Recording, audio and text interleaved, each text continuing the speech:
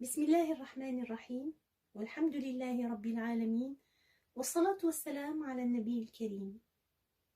السلام عليكم ورحمة الله وبركاته. Série U, état gazeux. Lisons l'énoncé de l'exercice 7. Calculez pour la température T égale 17 degrés C, la vitesse quadratique moyenne et l'énergie moyenne de translation d'une molécule d'oxygène. Le mot-clé vitesse quadratique et énergie moyenne de translation, vous le trouvez dans la clé de la première série. Je vous ai donné ce rappel dans la première semaine présentielle.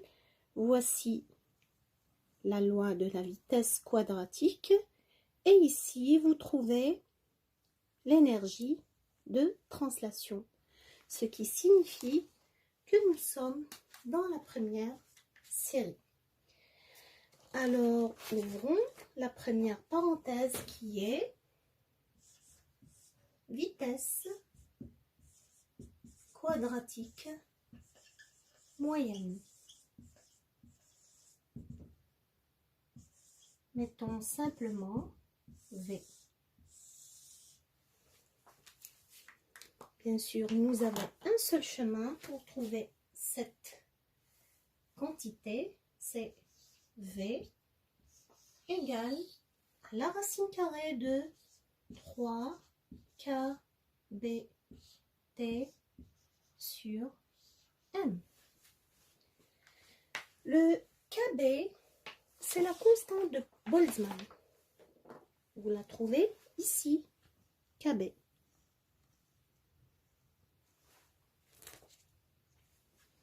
Donc, maintenant pour la température T, c'est 17 degrés C. Nous allons utiliser le Kelvin. M, c'est la masse de la molécule. Le M est inconnu dans cet exercice. Donc, nous ouvrons une nouvelle parenthèse qui est masse de la molécule. Quel type de molécule? C'est la molécule d'oxygène, de O2, le gaz d'oxygène, M. Nous avons une première loi, je vais écrire ici dans le brouillon, n'écrivez donc pas. Donc nous avons une première loi qui est M, N fois grand M. Grand M, c'est la masse molaire. Nous avons une autre loi qui est grand M égale à N fois M. Bien que qu'il semble qu'ils soient les mêmes symboles, mais les deux lois sont complètement différentes. Quelle est la différence entre les deux? Voyons d'abord la loi générale. La loi générale est bien connue, bien sûr, c'est la masse totale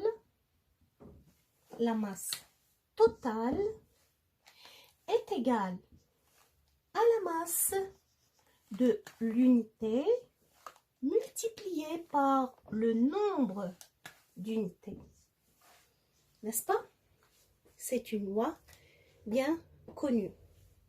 Maintenant, lorsque vous utilisez cette loi, ça signifie que ce petit m est une masse totale, alors que la masse molaire est une masse d'unité.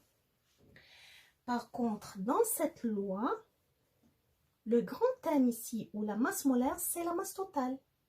Et le petit m, c'est la masse d'unité. Le n, c'est le nombre d'unités. Que peut nous révéler cette première loi? Dans cette première loi, puisque la masse molaire est la masse d'unité, donc le n, c'est le nombre de moles, n'est-ce pas? Dans ce cas-là, le petit m, c'est la masse totale, ou bien la masse totale de l'air dans une pièce, ou bien la masse totale utilisé dans une expérience, de sorte que cette masse totale est égale à la masse molaire multipliée par le nombre de moles. Dans ce cas-là, le N, c'est un nombre de moles. D'accord? Voyons maintenant ce que nous révèle cette loi. Dans cette loi, la masse molaire, c'est la masse totale. Le petit m, c'est une masse d'unité, c'est l'unité. Dans une mole, que représente l'unité? L'unité, c'est la masse d'un atome ou la masse d'une molécule. Donc ici, cette loi, le grand M, c'est la masse molaire. Le petit m, c'est la masse de l'atome ou de la molécule, puisque c'est la masse unitaire.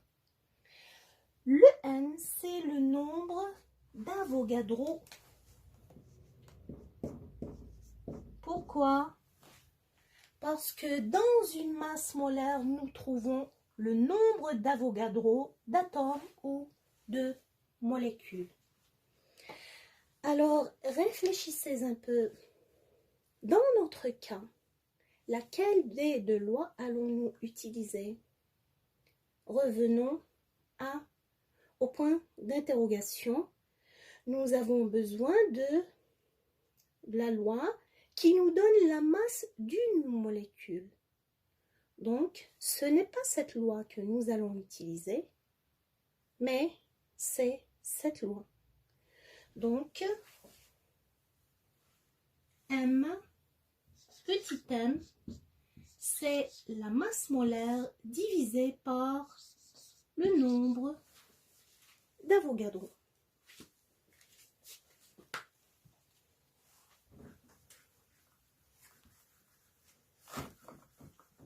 Bien sûr, nous sommes d'accord que le grand M, c'est la masse molaire.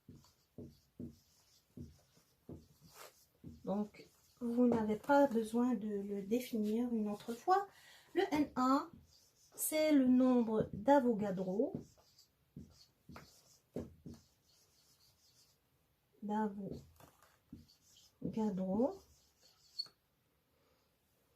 Le Na est égal à 6,023 multiplié par 10 puissance 23. C'est bon donc. Le M est connu. M,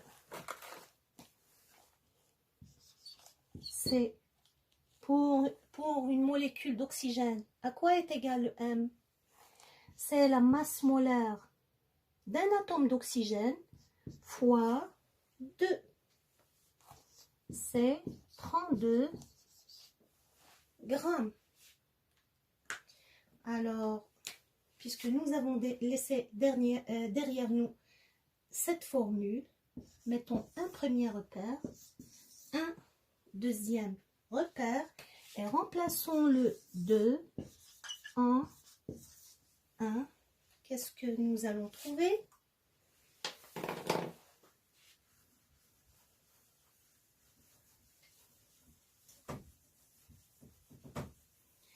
Bien sûr, dans cet exercice, c'est une question composée de 2 parties.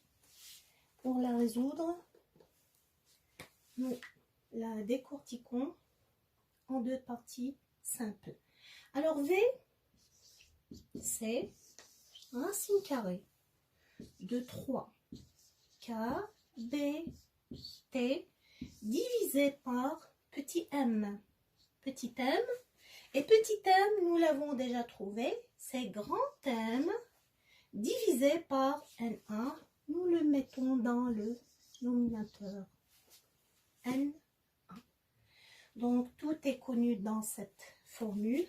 Nous allons en remplacer. Racine carrée de 3 fois le KB, c'est 1,38 fois 10 puissance 23 fois le T, c'est 17 degrés Celsius. Mais rappelez-vous que le Kelvin est l'unité internationale, donc nous lui ajoutons 273 pour exprimer la température en Kelvin fois le N1, c'est 6, 0,23 fois 10 puissance 23, c'est le N1. Divisé par le M c'est 32 grammes. Mais pour exprimer la vitesse en unité internationale, nous devons calculer ou exprimer le gramme en kilogrammes. Nous allons exprimer la masse en kilogrammes. 1 gramme est égal à 10 puissance moins 3 kilogrammes. Ça, c'est le kilogramme. Vous n'avez pas besoin d'expliquer ça. Enfin, le résultat final.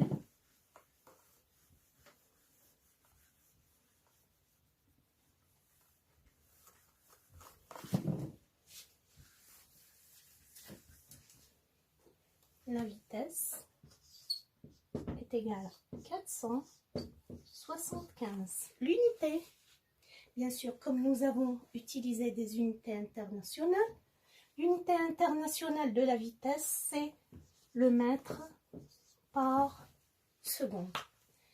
Est-ce que nous avons fermé la dernière parenthèse? Oui.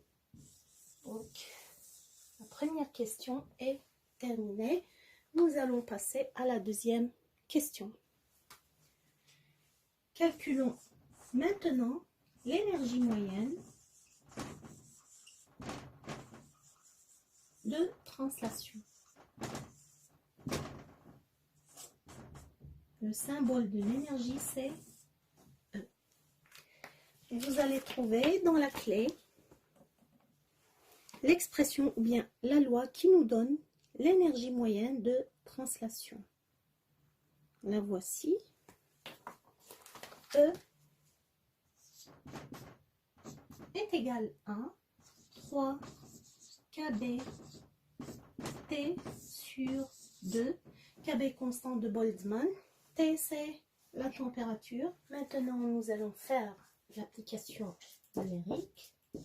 L'énergie est égale à 3 sur 2 fois K, qui est la constante de Boltzmann. Vous pouvez la trouver dans la clé de la série.